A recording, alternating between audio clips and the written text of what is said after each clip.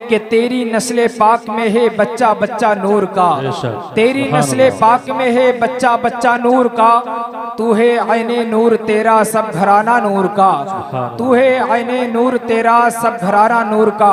और एक शायर अपने उत्तर प्रदेश की सरजमीन से कहता है कि जाहिर हुआ है राज ये धोखा नहीं रहा, जाहिर हुआ है राज ये धोखा नहीं रहा, मेरे नबी सा कोई अनोखा नहीं रहा। नकीब अहले सुन्नत की तवज्जो चाहता हूँ। जाहिर हुआ है राज ये धोखा नहीं रहा, मेरे नबी सा कोई अनोखा नहीं रहा। फाके बहुत हुए अबू तालिब के घर मगर कोई अली के दौर में भूखा नहीं रहा, कोई अली के दौर में भूखा नहीं रहा। हजरात, आइए हम और आप सबसे पहले उस नबी की बारगाह में दुरूद पाक पढ़ें कि जिस नबी के ताल्लुक से हुजूर ताजुल शरिया इरशाद फरमाते हैं, जहां बानी अता कर दे भरी जन्नत हिबा कर दे, नबी मुख्तार कुल हैं जिसको जो चाहे अता कर दे।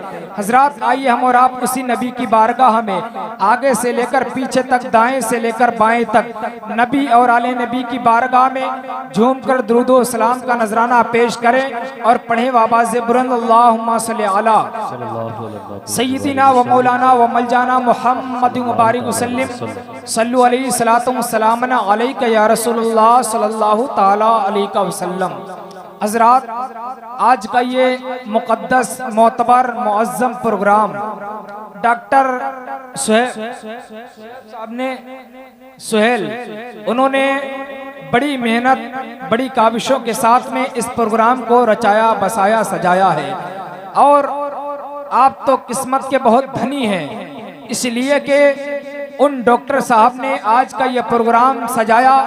आप तो मुबारकबाद पेश कीजिए उनको, इसलिए कि इशा की नमाज के बाद में उन्होंने आज ये जिक्र शहीद आज़म मना करके पूरे इलाके के सुन्नियों को, पूरे इलाके के भाइयों को ये दावते फिक्र देने की कोशिश की है कि आए मेरे इलाके के सुन्नियों, आए मेरे भाइयों, आज ये ढोल ताशा बजाना ये कोई इमाम हुसैन की मोहब्बत नहीं है, ये नकली हूरे निकालना इमाम हुसैन की मोहब्बत नहीं है, अपने बच्चों को फकीर बनाना इमाम हुसैन की मोहब्बत नहीं है।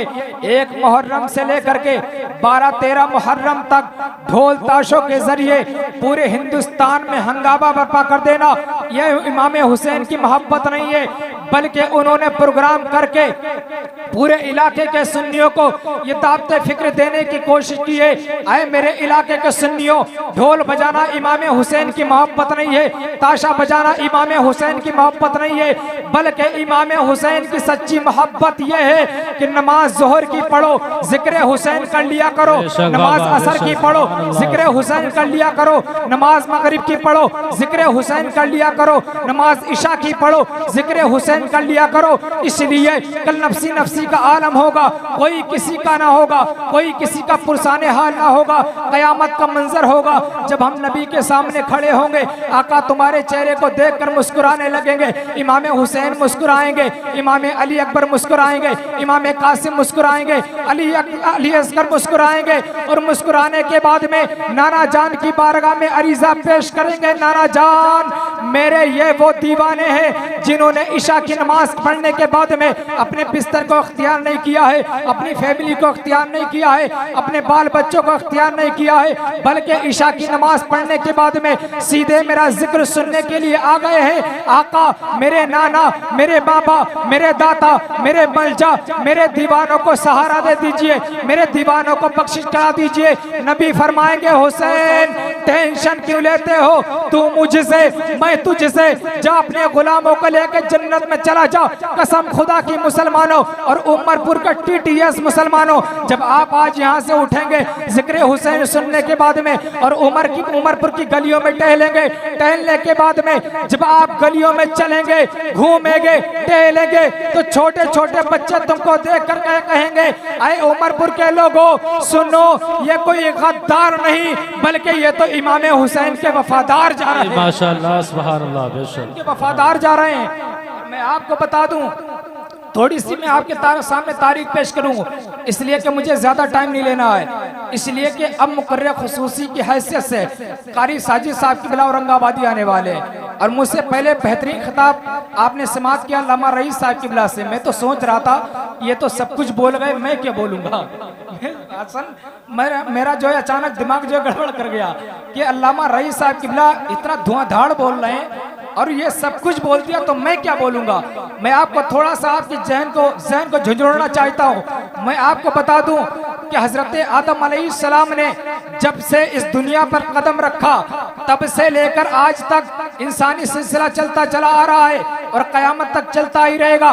तवज्जो करना मुसलमानों, करबला शरीफ के वाक़ियात के बाद में और वो लोग ज्यादा तवज्जो करें, चाहे वो अपने घर पर हो चाहे वो इस पिंडाल में हो, जो 1 मुहर्रम से लेकर के 10-12 मुहर्रम तक इमाम हुसैन के आड़ में, इमाम हुसैन के नाम के आड़ में खुराफातें करते हैं, उनकी मैं पूरी तवज्जो चाहता हूँ और अपने कान खोल करके सुन ले कि इमाम हुसैन की सच्ची मोहब्बत वो नहीं है, बल्कि आप सुनते चले जाए करबला के वाक़ये के बाद में न जाने और कितने बड़े बड़े हादसात हुए हैं। आप जानते हैं 1942 में गरनाता स्पेन की सरजमीन पर जहां पर मुसलमानों ने 800 साल तक हुकूमत की, आप जानते हैं बाद में क्या हुआ। वहां पर आखिरी बादशाह अबू अब्दुल्ला उसने एक पहाड़ की चोटी पर खड़े होकर के मुसलमानों को खुतबा दिया था, एक तकरीर के जरिए अपना पैगाम दिया था कि ऐ मेरी कौम, मैंने तेरी इज्जत का सौदा एक ऐसी कौम से कर दिया है, वो पता नहीं तेरी इज्जत की आबरू कर पाएगी या नहीं कर पाएगी।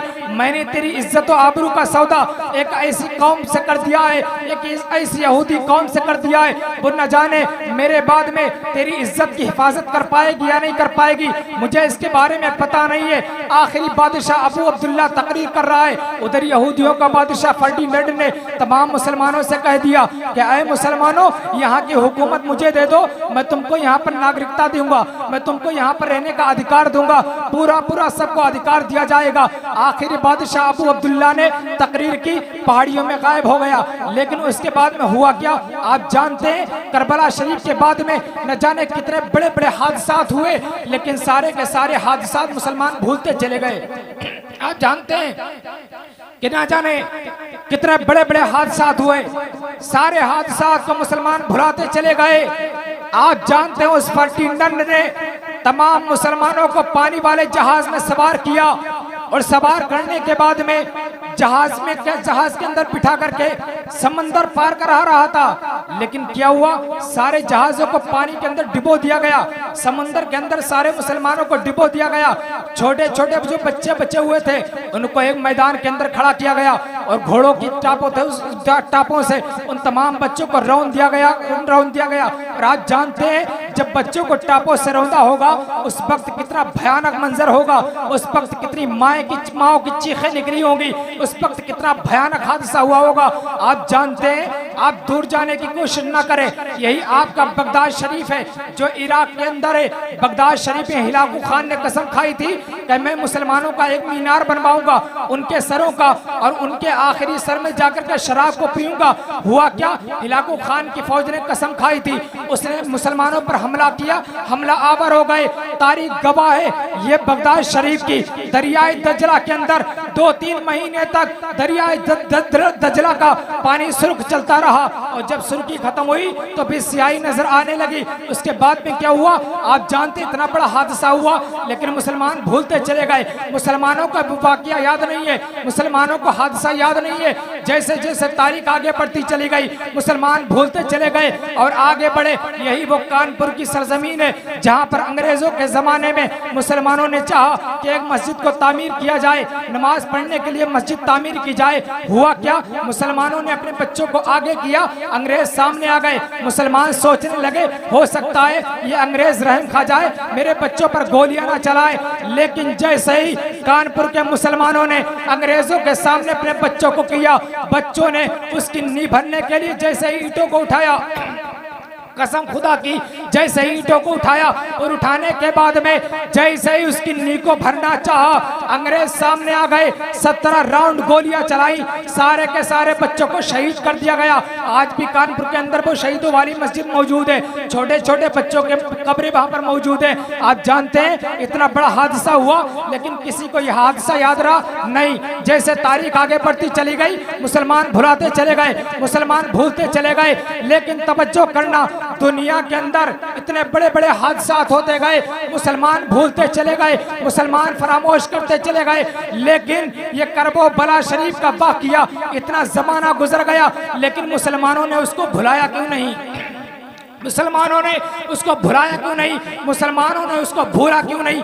वजह क्या है? दुनिया के अंदर इतने बड़े बड़े हादसा हुए, मुसलमान भूलते चले गए। लेकिन करबो बला शरीफ की तारीख जब आती है तो पूरी दुनिया के कोने कोने में, पूरी दुनिया के चप्पे चप्पे में इमाम हुसैन का जिक्र होता है, करबो बला का जिक्र होता है, इमाम हुसैन की याद को ताज़ा किया जाता है। चाहे वो कोई भी मुल्क हो, दुनिया का गोशा हो, दुनिया का चप्पा हो, लेकिन इमाम हुसैन का जिक्र मनाया जाता है, इमाम हुसैन का जिक्र होता है।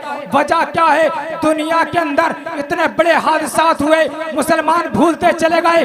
करबो बला शरीफ की तारीख को मुसलमानों ने भुलाया क्यों नहीं? तो तवज्जो करना मुसलमानों, जो जान अपने लिए दी जाती है वो एक तारीख के अंदर महदूद होकर के रह जाती है, लेकिन जो जान किसी निजाम को बचाने के लिए दी जाती है, जो जान किसी आइन को बचाने के लिए दी जाती है, जो जान किसी कानून को बचाने के लिए दी जाती है, जब तक वो कानून रहता है उस शख्सियत का नाम बाकी रहता है, जब तक वो निजाम रहता है उस शख्सियत का नाम रहता है, जब तक वो आइन रहता है उस शख्सियत का नाम रहता है। यही वजह है, जब तक दीन रहेगा, मजहब इस्लाम रहेगा, इमाम हुसैन का जिक्र होता रहेगा।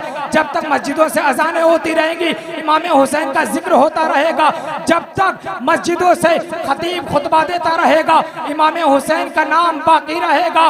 उस मोहम्मद पर, उस नवासे पर मोहम्मद मुस्तफ़ा को नाज है, उसकी हिम्मत पर अली शेर खुदा को नाज है। सजदे तो औरों ने किए, उनका अलग अंदाज है, हुसैन ने जो सजदा किया उस पर सभी को नाज है। सुभान अल्लाह। नारे तकबीर, नारे तकबीर, नारे रिसालत, नारे रिसालत, मसलके आला हजरत, मसलके आला हजरत, जश्न शहीद आजम, जश्न शहीद आजम, नारे तकबीर, नारे रिसालत, माशाअल्लाह। और मैं आपको बता दूं, उमरपुर के TTS मुसलमानों, ये आपका शाहजहांपुर से आगे सफर करेंगे, जिला हरदोई है।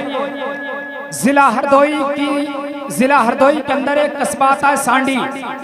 जिस कस्बा सांडी की सरजमीन पर अल्लाह ने एक मुबारक और बाबरकत जात जो उस कस्बा सांडी को दी, वो सैयदना सरकार मीर अब्दुल वाहिद बिलग्रामी के नाम से मौसूम हुई, मशहूर हो गई। अल्लाह ने सैयदना सरकार मीर अब्दुल वाहिद बिलग्रामी को कस्बा सांडी की सरजमीन पर पैदा किया। लेकिन जब बिलग्राम शरीफ की सरजमीन पर राफजियत का फितरा उठा तो अल्लाह ने मीर अब्दुल वाहिद बिलग्रामी को बिलग्राम शरीफ की सरजमीन पर भेज दिया। और बिलग्राम शरीफ की सरजमीन पर भेजा तो सैयदना सरकार मीर अब्दुल वाहिद बिलग्रामी ने बिलग्राम शरीफ की सरजमीन पर आते ही एक किताब तस्नीफ फरमाई। उलमा जानते कारी आरिफ साहब किबला, उस किताब का नाम है सबा सनाबी शरीफ। जोर से बोले क्या नाम है? शरीफ। सबा सनाबी शरीफ में सैयदना सरकार मीर अब्दुल वाहिद बिलग्रामी इरशाद फरमाते कि एक मर्तबा मौला इमाम हुसैन रज़ियल्लाहु ताला अन्हु 400 सहाबे किराम के झुरमुड़ में अपने नाना जान का साफा बांधे हुए, अपने हाथ में हैदर कर्रार की तलवार को लेकर के, मौला अली की तलवार को लेकर के 400 सहाबे किराम के झुरमुड़ में बाहर तशरीफ लाए। एक एराबी आ गया, उस एराबी ने कहा ये कौन है जो इतनी आन बान शान के साथ चल रहा है? ये कौन है जिसके चलने का जवाब नहीं? ये कौन है जिसके चलने का जवाब नहीं? ये कौन है जिसके हंसने का जवाब नहीं, जिसके मुस्कुराने का जवाब नहीं? ये कौन है जो इतनी शान के साथ में चल रहा है? तो किसी ने कहा आप इनको नहीं जानते हैं, ये मौला अली के बेटे इमाम हुसैन रज़ियल्लाहु ताला अन्हु, इमाम हुसैन रज़ियल्लाहु ताला अन्हु है। आगे मीर अब्दुल वाहिद बिलग्रामी फरमाते हैं कि इमाम हुसैन रज़ियल्लाहु ताला अन्हु और उनके वालिद का जैसे ही नाम सुना एराबी ने, एराबी कहने लगा, एराबी के मुंह से निकल गया वही तो मौला अली जो बहुत ज्यादा जंगो जिदाल क्या करते थे, वही तो मौला अली जो बहुत ज्यादा लड़ाई क्या करते थे, वही तो मौला अली जो बहुत ज्यादा खून रेज़िया करते थे। एराबी ने मौलाई कायनात की शान में गुस्ताखी की। हजरत अब्दुल्ला इब्ने उमर आपके तमाम साथी बाहर निकल करके आ गए, कहने लगे ऐ इमाम हुसैन, इसने मौलाई कायनात की शान में गुस्ताखी की है, मैं इसको सजा दूंगा। आज हमारे बाप को कोई बुरा भला कह देता है तो हम उसको हाथ से मारते, हाथ से बस नहीं चलता, लाठी डंडों से मारते, उससे बस नहीं चलता, मुकदमा दायर कर देते हैं, उससे बस नहीं चलता, थाने में रिपोर्ट कर देते, न जाने कितनी कितनी दफा लगाने की कोशिश करते। लेकिन कुर्बान जाओ इमाम हुसैन के सब्र पर। इमाम हुसैन ने फरमाया नहीं, इसको सजा नहीं दी जाएगी। इमाम हुसैन ने फरमाया ऐ राबी, तेरे बोलने का जवाब नहीं, तू बातें इतनी अच्छी कर रहा है जिसका कोई जवाब नहीं। ऐ राबी, तू बड़ी दूर से आया है, अगर तेरे ऊपर सफर की थकन है तो मैं तेरे बिस्तर का इंतजाम कर देता हूँ, अगर तू भूखा है तो मैं तेरे खाने का इंतजाम कर देता हूँ, अगर तू प्यासा है तो मैं तेरे पीने का इंतजाम कर देता हूँ, अगर तेरे ऊपर कर्ज है तो मैं तेरे कर्ज का इंतजाम कर देता हूँ। कसम खुदा की मुसलमानों, ए राबी ने जैसे ही इतना सुना इमाम हुसैन के कदमों पर गिर गया, बोला सरकार इमाम हुसैन मुझसे गलती हो गई, माफ फरमा दे। मेरे इमाम हुसैन ने माफ फरमा दिया। किसी ने पूछा ऐ इमाम हुसैन, उसने आपके बाप की शान में गुस्ताखी की, आपने माफ की फरमा दिया। मेरे इमाम पाक ने फरमाया था, कान खोल कर सुनो मुसलमानों, और मेरे इमाम हुसैन ने फरमाया था ऐ लोगों सुनो, मेरी अजमत को किसी दुनियादार ने बुलंद नहीं किया है, परवरदिगार ने बुलंद किया है। जमाने की निगाहों में वो रुस्वा हो नहीं सकता, नबी कर दे जिसे ऊंचा वो नीचा हो नहीं सकता। ऊंचा वो नीचा हो नहीं सकता। बस आखिरी बात मैं आपको बता दूं, कारी आरिफ साहब किबला ये तमाम उलमाए किराम तवज्जो फरमाते, बड़ी मोहब्बत से नवाजते, वरना मेरी क्या औकात इतने बड़े मिंबर पर मैं बोल सकूं, इतने बड़े उलमा की मौजूदगी में। और आप समझ रहे हैं, मैं आपको बता दूं, आप तो ये सोच रहे हैं कि ढोल ताशे बजाने का नाम ये मोहब्बत इमाम हुसैन नहीं है। नहीं मुसलमानों, वो कुछ नहीं है, बल्कि इमाम हुसैन के जिक्र को मनाना ये इमाम हुसैन की बात है। समझ गए आप? मैं आपको बता दूं कि मेरे इमाम हुसैन की उम्र जब 56 बरस की हुई, और मैं आपको बता दूं कि कुछ लोग हजरत मौलाई कायनात के नाम के पीछे में इतनी ज्यादा बगावत करने लगे हैं, जो हजरत अमीर माबिया साहबी रसूल हैं उनको भी बुरा भला कहने लगे। अल्लाहु अकबर मुसलमानों, ये इतना बड़ा यूट्यूब पर, न जाने सोशल मीडिया पर कितना ज्यादा हड़कंप मचा हुआ है कि मौला अली की शान में तारीफ करते और हजरत अमीर माविया रज़ियल्लाहु ताला अन्हु की बुराई करते। हालांकि मेरे नबी ने फरमाया मेरे तमाम सहाबा सितारों के मानिंदे, तमाम मेरे सहाबा सितारों के मानिंदे। अब बताइए कोई एक सहाबी की तारीफ करे, एक सहाबी की बगावत करे, ये कहाँ तक जायज है? मेरे इमाम हुसैन में आपको बता दूं, इमाम हुसैन की उम्र जब 56 बरस की हुई तो इमाम हुसैन रज़ियल्लाहु ताला अन्हु, ये इमाम हुसैन की जब उम्र 56 बरस की हुई तो हजरत अमीर माविया रज़ियल्लाहु ताला अन्हु ने अपने बेटे यजीद को एक दिन बुलाया, कहा बेटा यजीद, मेरा इंतकाल होने वाला है, और मेरे इंतकाल करने के बाद में मैं तुझको उससे पहले नसीहत कर देना चाहता हूँ। तो यजीद बोला कि आप क्या नसीहत करना चाहते हैं, फरमाइए। हजरत अमीर माविया रज़ियल्लाहु ताला अन्हु ने इरशाद फरमाया, बेटे तू कभी आले रसूल को सताएगा नहीं, जो नबी के घर वाले तो उनको कभी परेशान नहीं करेगा, उनको सताएगा नहीं, कभी उन पर जुल्म ज्यादती नहीं करेगा। अगर तुझको ये शर्तें मंजूर हैं तब तक तो मेरी इजाजत है, वरना मेरी तरफ से कोई इजाजत और खिलाफत है नहीं। इतना सुना, यजीद अपनी तलवार को लेकर के, नेज़े भाले को लेकर के जंगल में चला गया। इतना सुनने के बाद में जंगल में गया, इधर इमाम हुसैन रज़ियल्लाहु ताला अन्हु सो रहे हैं, आराम कर रहे हैं। लेकिन अचानक क्या हुआ, आपका दरवाजा किसी ने 12 बजे रात को खटखटाया। इमाम हुसैन बाहर तशरीफ लाए, आने वाले ने कहा इमाम हुसैन आपको गवर्नर हाउस में बुलाया गया है। मेरा इमाम सोचने लगा 12 बज रहा है रात का, और हो सकता है कोई ना कोई बात तो होगी जो इतनी रात में मुझे गवर्नर हाउस बुलाया गया है। मेरे इमाम हुसैन ने फरमाया ठीक है मैं अभी आता हूँ। हजरत इमाम हुसैन चंद साथियों के साथ में गवर्नर हाउस पहुंच गए। मेरे इमाम हुसैन अंदर चले गए, इमाम हुसैन के साथी बाहर खड़े रहे। इमाम हुसैन ने अंदर जा करके देखा तो तमाम के तमाम यजीदी मौजूद थे। कहने लगे इमाम हुसैन ये यजीद की तरफ से खत आ गया है और इसको तुम्हें इकरार करना पड़ेगा, और आज जानते हैं यजीद की बैत करना पड़ेगी। और आज बैत जो उस वक्त बैत थी वो आज की ये पीरा मुरीदी मकसद नहीं था, बल्कि मकसद ये था वोट देना, सपोर्ट करना।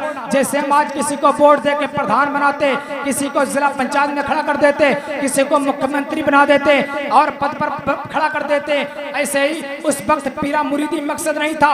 बैत का मतलब पीरा मुरीदी नहीं था, बल्कि बैत का मकसद वोट देना था, सपोर्ट करना था। इमाम हुसैन ने फरमाया नहीं, इस वक्त किसी को खिलाफत के खिलाफ, इस वक्त किसी को खलीफा नहीं बनाया जा सकता है, बल्कि खिलाफत का हकदार वही होगा। बल्कि उस वक्त जब तक ये उसके अंदर जब किसी को खलीफा बनाया जाता था तो मस्जिद के अंदर सारे लोग जमा होते थे और सारे लोग जिस पर इत्तेफाक कर लेते थे उसको खलीफा बना दिया जाता था। जैसे कि अबू बकर सिद्दीक को खलीफा बनाया गया, उमर फारूक आजम को खलीफा बनाया गया, उस्मान ज़ुन्नूरैन को खलीफा बनाया गया, मौला अली को खलीफा बनाया गया। आप तवज्जो करना मुसलमानों, इतना कहने के बाद में मेरा इमाम हुसैन गवर्नर हाउस से उठा है और उठने के बाद में जैसे ही बाहर निकलना चाहा यजीदों ने कहा ऐसा है इमाम हुसैन को बाहर ना जाने दो। अल्लाह अकबर मुसलमानों, इमाम हुसैन को बाहर ना निकलने दो, ये इमाम हुसैन की बैत ले लो, यहाँ पर उनका सपोर्ट ले लो। मेरे इमाम हुसैन ने तलवार को निकाला और यजीदियों के सामने लहरा करके फरमाया यजीदियों मेरी रगों में किसी और का खून नहीं है बल्कि मौलाए कायनात का खून दौड़ रहा है, मेरी रगों में मौलाए कायनात का खून है। मेरा इमाम हुसैन आ गया, लेकिन जब मेरे इमाम हुसैन करबो बला की धरती पर पहुंचे हैं, अपने तमाम घर वालों को शहीद किया है, करवाया है, और उसके बाद में जब सारे लोग शहीद हो गए तो मेरे इमाम ने सारे लोगों को ये पैगाम देने की कोशिश की थी, ऐ लोगों ये जो आज मैं करबो बला की धरती पर सजदा कर रहा हूँ इसका मकसद ये मुझे कोई रियाकारी मकसद नहीं है, बल्कि ये पैगाम देना मकसद है। ऐ लोगों चाहे कितनी भी बड़ी परेशानी में क्यों ना होना, लेकिन अल्लाह के जिक्र को कभी ना छोड़ना, हमेशा अल्लाह की याद करना। और मैं आपको बता दूं ये इमाम हुसैन की मोहब्बत है, इसलिए कि जो नमाज छोड़ दे और फिर वो ये दावा करे कि हम इमाम हुसैन की मोहब्बत, हम इमाम हुसैन से मोहब्बत करते हैं, तो ऐसा नहीं है। बल्कि इमाम हुसैन की सच्ची मोहब्बत ये कि जब तुम्हारी मस्जिदों से मुअज्जिन अजान दिया करे तो सबसे पहले तमाम कामों को छोड़कर इमाम हुसैन के उस सजदे से उस करबो बला के पैगाम को अपने दिल में रख करके मस्जिदों में जाया करो, अल्लाह की इबादत किया करो।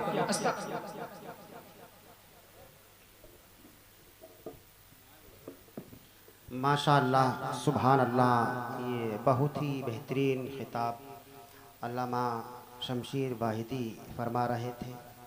मिंबर शरीफ पर बड़े अच्छे लोग बैठे हैं, आप हजरात भी बहुत अच्छे हैं, ज़रा मोहब्बत से कह दे सुभान अल्लाह, सुभान अल्लाह, और एक मर्तबा कह दें या रसूल अल्लाह, या रसूल अल्लाह। शायर ने कहा कि अली के नाम का चर्चा बहुत है, अली के नाम का चर्चा बहुत है,